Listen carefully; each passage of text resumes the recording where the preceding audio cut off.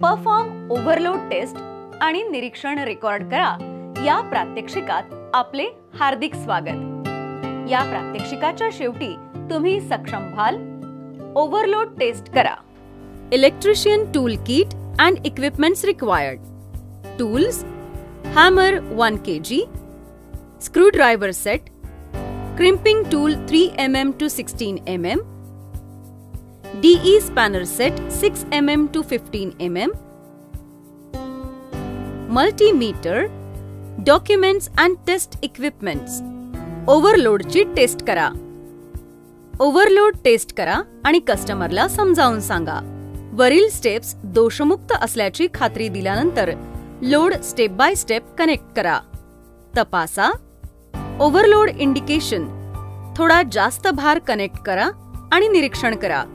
Overload test: short circuit indication ELCB वापरा। Visual आणि audio alarm, circuit आणि ब्रेकर्सचे ट्रिपिंग, प्रोटेक्शन सर्किट ऑपरेशन्स। वरील सर्व पॉइंट्स प्रिंटेड फॉर्म मध्ये रेकॉर्ड करा।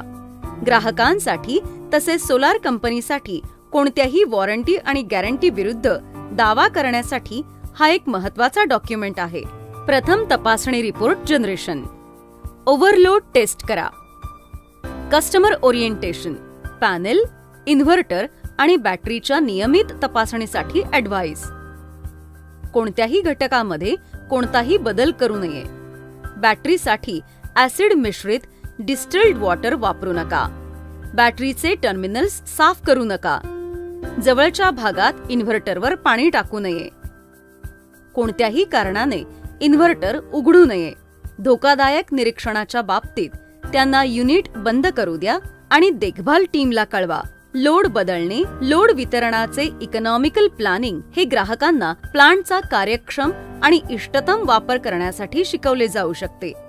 यामुळे इन्व्हेस्टमेंटवर पुरेसा परतावा मिळू शकतो। लोडशी कनेक्ट करण्यापूर्वी प्री ऑपरेशन आणि ऑपरेशनल टेस्ट पॅरामीटर्सचे निरीक्षण।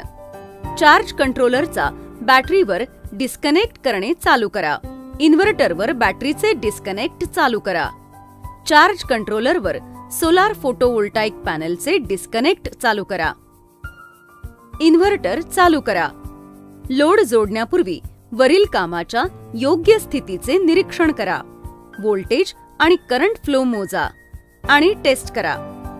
Battery voltage, charge controller, solar panel, inverter output, AC mains input voltage operation नंतर पॅरामीटर्सचे निरीक्षण।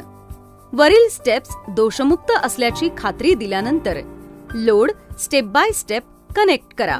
सामान्य लोड ऑपरेशन तपासा। प्रोग्रेसिव्ह लोड कनेक्टिंग आणि on load testing. Overload indication: थोडे जास्त भार कनेक्ट करा आणि निरीक्षण करा। ओव्हरलोड टेस्ट: शॉर्ट सर्किट संकेत, ELCB वापरा। व्हिज्युअल आणि ऑडिओ अलार्म, सर्किट आणि ब्रेकर्सचे ट्रिपिंग, प्रोटेक्शन सर्किट ऑपरेशन। संक्षेप: या प्रात्यक्षिकात आपण शिकलो ओव्हरलोड टेस्टिंग कशी करावी। आशा आहे की तुम्हाला या प्रात्यक्षिकेतील सर्व संकल्पना समजल्या असतील।